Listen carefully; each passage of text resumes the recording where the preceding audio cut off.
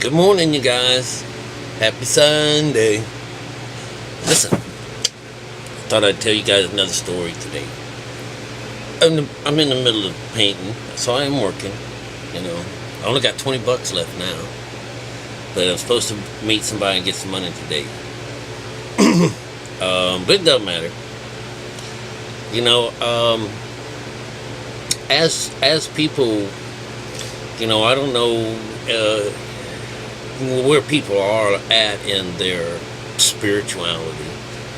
I know the other day I find myself talking to someone who was doing a litmus test that you can tell how spiritual you are. And their spirituality was showing that they didn't get mad when something bad happened. That they just were like, oh, I'm so cool that I didn't overreact or react whatsoever. Well, those motherfuckers must be dead. Because, that's not how you find out about whether or not you're spiritual. You know if you're a spiritual person or not. But, maybe not. I can remember about 5 or 6 years ago when I was real busy with the church. I was out drinking and some guy was talking to me saying, I was talking about, I don't know, I guess I was talking about Bible stuff while I was out drinking. And the guy was talking and said, well, that's pretty bad. Where do you get the moral, your what do they call it? Your morals from, And I said, from the Bible, of course. It's a spiritual book. And he says, it's not a spiritual book, it's a religious book. And I said, well, there's no difference between those two. And that's what I'm getting at. And he looked at it and he looked at me and he says, well, then you don't know anything. And I'm like, oh my God. So I really found that it wasn't me that could argue the Bible's way, because I would always find that you're right. It has a lot of these things. It says don't kill, and then after that, if so-and-so does this, must be killed. And if this happens, well, they could be killed. And if you killed someone in the process of doing this, you can get paid off by doing this and this. And then you see, thou shalt not kill. Sure is a whole lot of killing going down. And, well, it just goes to show that this top side of the Bible is a little on the mean side, What I'm talking about for people that are actually following this, because when you get the ear and stuff like this is bringing the three together that has to do with I can hear this now. And if you're reading alongside some of the times when I'm doing these things and you can see it, or if you just pick up the book and you start looking and reading it, and in your heart you actually understand it, that's one of those leaps into this new world and out of the old world. But when this goes on, it's almost like a boogeyman. They say, it brings out the demons in you when you take this route. Well, it reveals demons. And so, like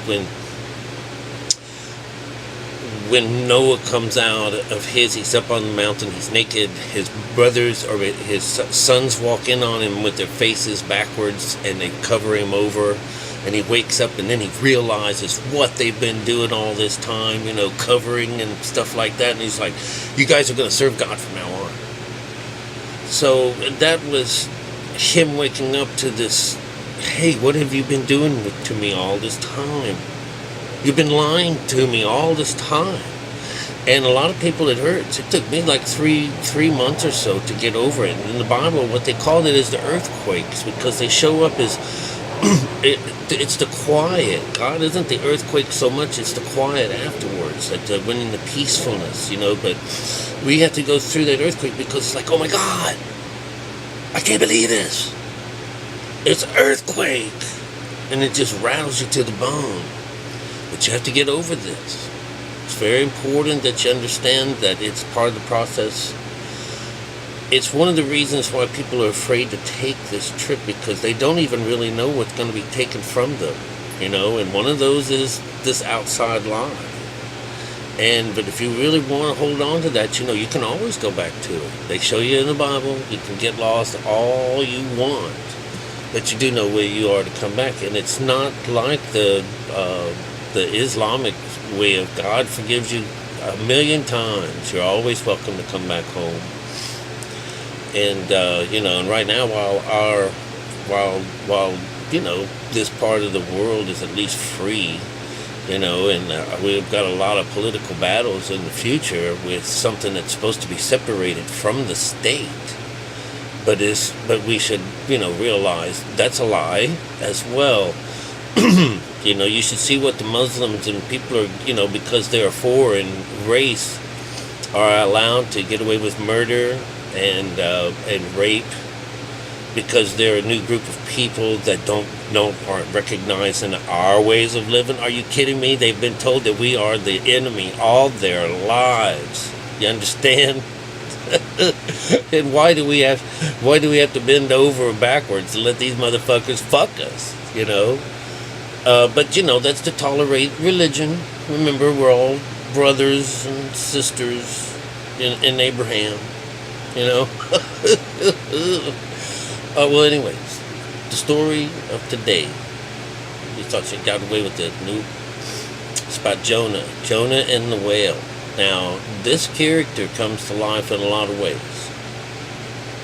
One is that the almighty ISIS group has destroyed the place of his burial inside some kind of a temple somewhere. But this was a couple of years ago. Destroyed the burial place of Jonah. Let me tell you, that's unbelievable. First off, that the story is another one of those meditation stories, and again, you're going to hear pieces of it. I'm going to synopsis all over, because I'm not going to go through that whole thing. You know how the story goes?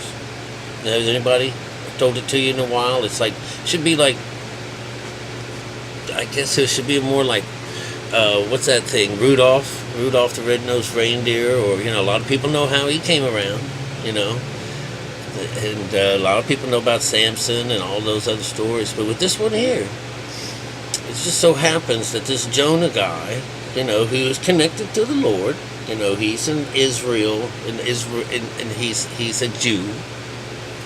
He's somebody who is connected to God. That doesn't make him a Jewish person, right? Sitting by a well one day, he's told of, God comes up to this well, and this is to show you what mankind thinks about it. And this is how they relay the story. Is that, here he is. Jonah was sitting by a well, and when you're sitting by the well, this is generally like a situation where you're in meditation. When you're talking with the God, you're in this outs. You're on the ends with yourselves, all right? So this sitting by the well, and he tells them, he says, there's a neighboring town over here, the Ninevites. Oh, yeah, I know the Ninevites. Those are bad guys. He says, yes, yeah, they steal, and they this, and they do all that. I want you to go over them, and I want you to give them God's word. Oh, Jonah says, no. Oh, I think you should give them, you should, flood them out. Send a big earthquake over there. They're bad. Punish them. This is what, this is the way, that's an evangelist, my God. God says, no, I want to send you. I want you to go over there and tell them of my truths. I want you to see. But that would be helping my enemies. Do as I asked you to do. So that's the beginning of the story. God commands Jonah to go over to an enemy, which are known to be bad. He's going to give them God's word, or they were going to be destroyed, And he says, if you're going to destroy them anyways, why should I tell them anyways, And he says, because I asked you to go and tell them.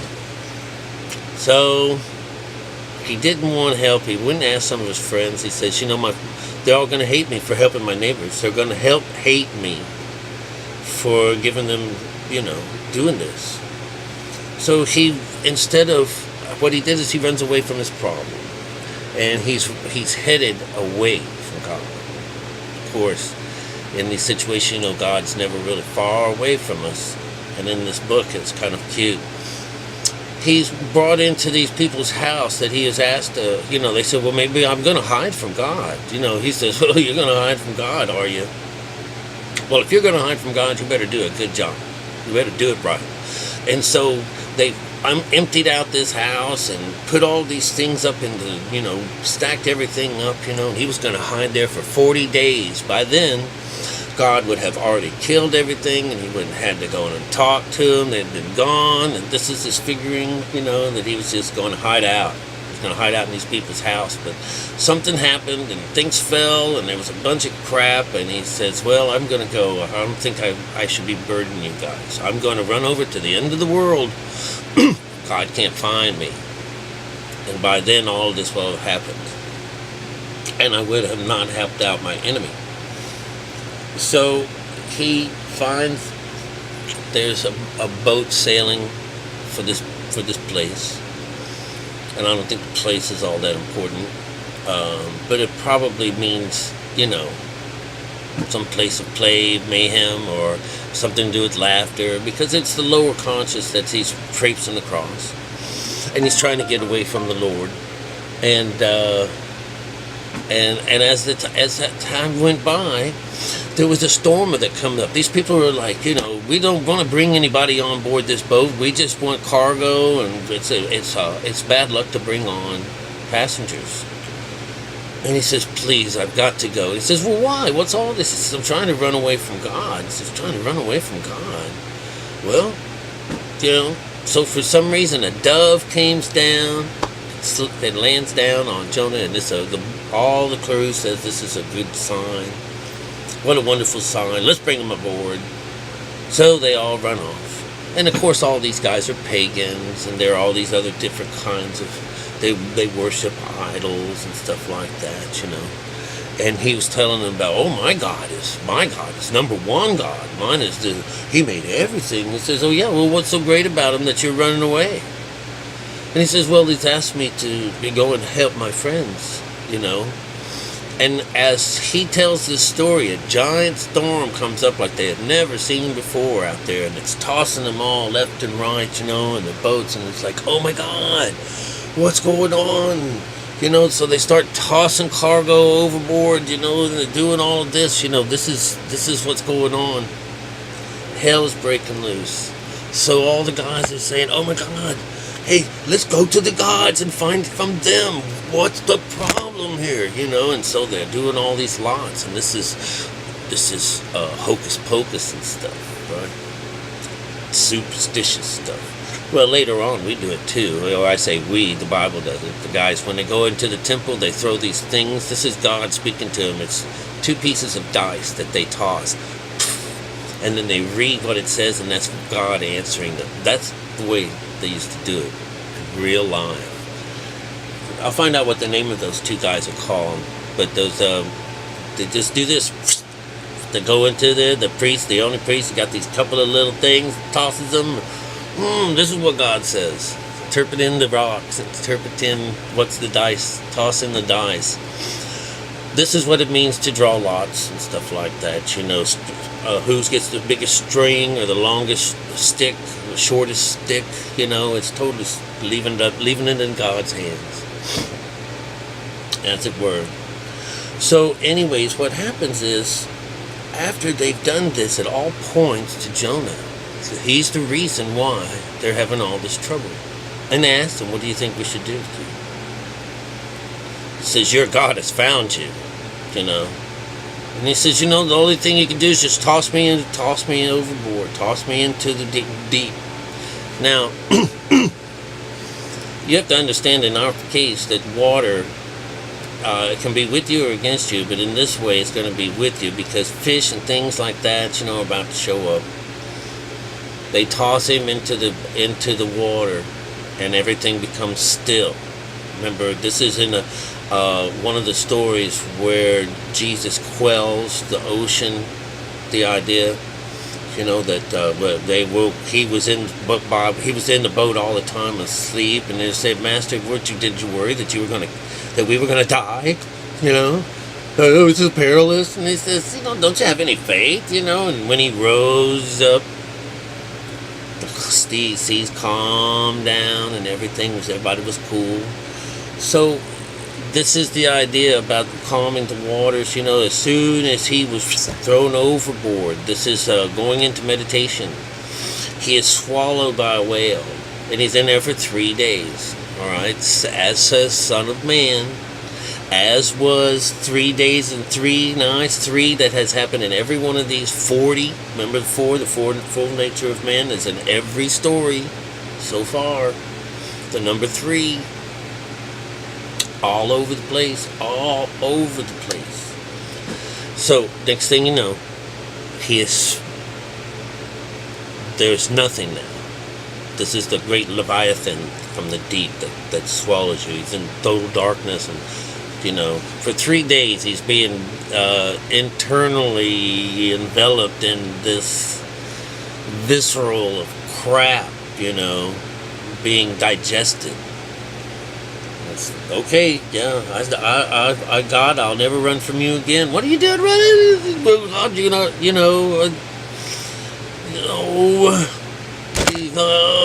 All right, I won't ever do it again. I'm sorry. And so, God says, okay, well, let's get you out of this mess.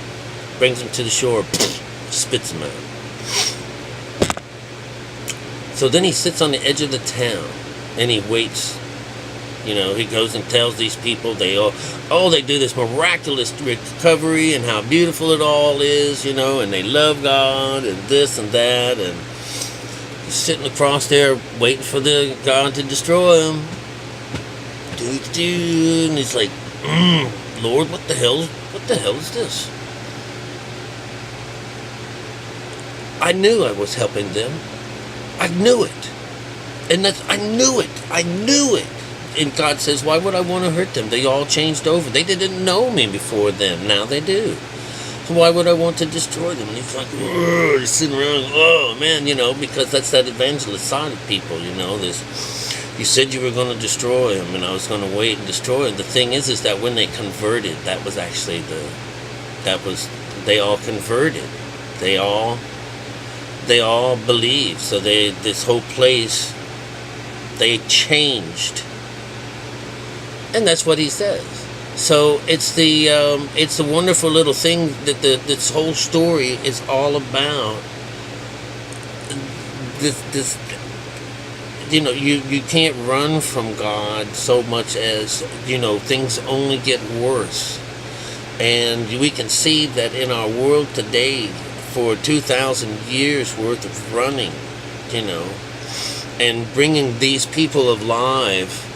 That keeping us from being able or wanting or desiring to look further than the top of things, which is the whole idea of beta conscious and what we can see with these 2 little thieves of ours, this world around us that's all made up. It's part of the confusion. It has to be done that way. So there's a few of us that can go and see it, and it's the way it is. There's only a few people. It doesn't mean we can go and take advantage of anybody, because that would be wrong. But at the same time, wonderful things will happen to us. I said something will probably keep us from really hurting ourselves, and maybe there are certain ways that'll help keep people from hurting us, or energies and things, We really have no idea once we connect with this Lord, but I'll tell you, there's nothing demonic in this. There's never been anything demonic. I'm a very well-loved person, I may tell you about my mom and dad and how mean was growing up, mean brothers and sisters, but those are the ones just like this book.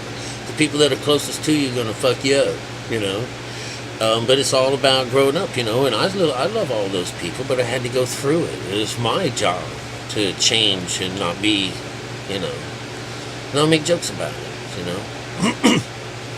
And their personalities and what they left in me, it's still me. It's part of me. So I don't want to wish any of that away. And evidently, those parts of me that are supposed to be there are still there. So this is what you get, it's me, man. So. You can believe that Jonah whale story if you like. I would like to tell you that, it's the same idea of being reborn, the new renewal of the mind. is the new wine and the new the renewal of the mind is what they are talking about when you get the name change. When you are Sarah, Abraham now, and you've gone from Jacob to Israel. You know, it's the it's the new you. So allow that earthquake to happen. You know, think positive about it, and always go right back into this idea of separating when something's wrong. Sometimes they say it's not easy to do it when you're in conflict or something like that, but the idea is that you had learned that you just need to get away from this for just a second. You go in the bathroom or into a closet or someplace, you know, it doesn't even have to be dark, really, I'll tell you that, but it's just a quick little, you don't need to deal with this right now. There's no big hurry. Separate just for a little bit, and you'll have a clearer mind, regardless, whether you ever connect this or not, in that simple little time. But these people are going up and down, up and down, up and down, up and down, talking and having a great time. And so, you know, practice, you know. And, you know, stay out of them whales. No, jump in the whale.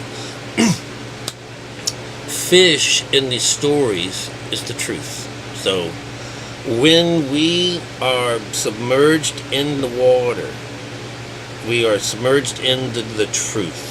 The truth is clear, all right? They're not saying anything about this, that it was just turbulent, but in order to make it all calm was to jump in the water, all right? And just happened to be eaten by a giant fish and it's puked up all over. But don't, come on. It's that crazy mind that you can believe, you'll believe. Let me tell you, that got you going, all right? Quell that mind. Tame the beast in you. All these stories keep saying the same thing. You can run and you can hide, but you're only going to make things worse, and bad things happen all around. You know, you're not helping out any. Just move on down the road. Learn how to clear it all up and clean it up, you know, and stop carrying this garbage around with you. All right, best to you guys. Happy Sunday. And happy travels.